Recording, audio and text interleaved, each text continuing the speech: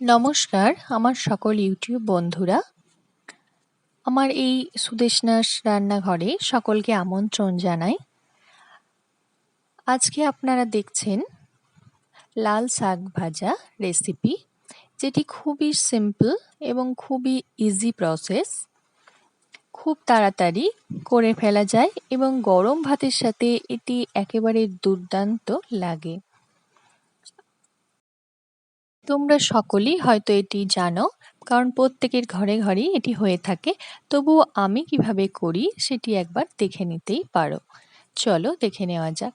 প্রথমে আমি এক আঁটি লাল শাক নিয়ে নিয়েছি, যেটি একবার ভালো করে ধুয়ে নিয়ে তারপর ছুরি দিয়ে কেটে নেব। এটি একটু ভালো করে মিহি করে কেটে নেব। যদিও এটি আমি একবার ধুয়ে নিয়েছি, তবুও যেহেতু শাকের মধ্যে বালি থেকে যায়, তবুও আমি এটিকে একটি ছাঁকনির মধ্যে নিয়ে আরও একবার ভালো করে ধুয়ে নেব।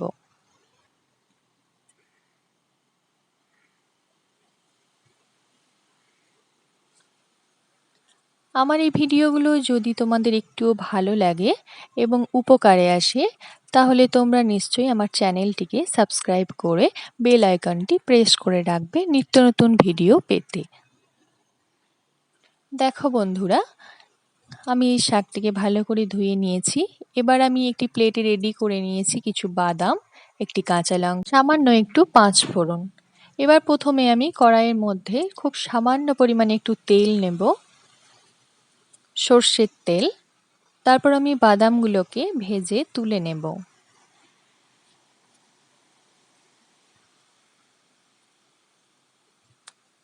তেলটি গরম হয়ে গেলে বাদামগুলো আমি দিয়ে দিলাম।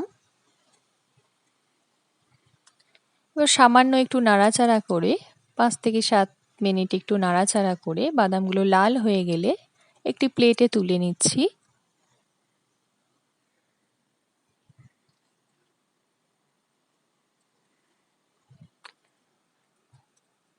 আমার বাদামগুলো ভাজা হয়ে গেছে। এবার ওই একই তেলের মধ্যে আমি দিয়ে দেব একটি চেরা কাঁচা লঙ্কা আর খুব সামান্য পরিমাণে একটু 5 ফোড়ন, যেটি আমি আগে থেকেই রেডি করে রেখেছিলাম।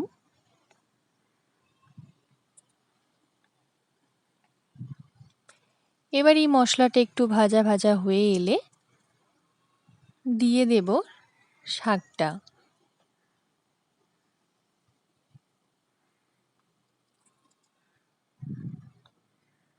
এই রেসিপিটি তোমরা সকলেই ঘরে করো বন্ধুরা, আমিও করেছি।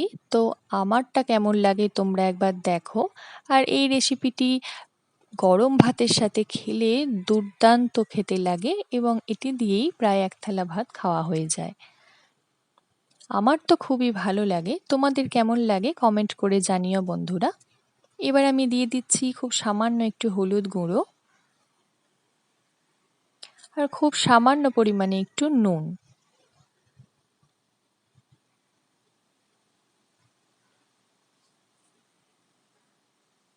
এবার আমি খুব অল্প সময় একটু নাড়াচাড়া করব, দিয়ে ভাজা ভাজা করে নেব। এটি প্রায় 10 থেকে 12 মিনিট একটু নাড়াচাড়া করে ভাজা ভাজা করলেই হয়ে যায়, খুব বেশি টাইম লাগে না। এবার আমি এটিকে একটি ঢাকনা দিয়ে দেব, আর এই শাক থেকে যে জল বার হবে সেই জলেই এই শাকটা সেদ্ধ হয়ে যাবে।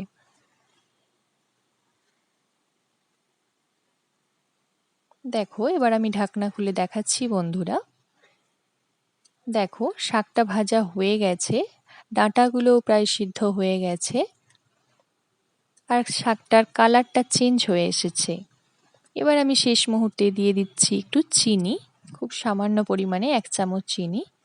এখানে ঝাল, মিষ্টি, নুন সমস্ত ব্যালেন্সটা যদি ঠিক থাকে খুব সুন্দর খেতে লাগে।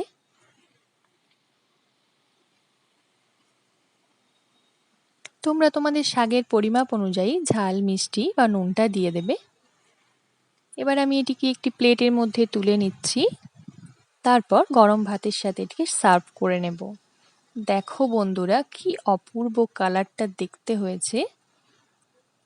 তোমরাও বাড়িতে ট্রাই করো এইভাবে, আর কমেন্ট করে বলো কার কেমন হলো।